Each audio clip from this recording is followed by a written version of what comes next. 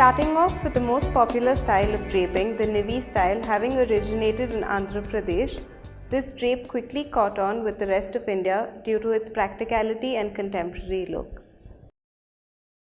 Take the sari end from the top edge, tuck it in the petticoat starting from the right side of your waist across your left waist. From the left hand, bring the drape around your waist from the back to the center front, tucking it in. Bring the open drape across your back to your front from the right side. Now hold up the pallu section and make pleats in the complete width in 5 to 6 inches, making sure the border falls on the first pleat to drape it on the shoulder.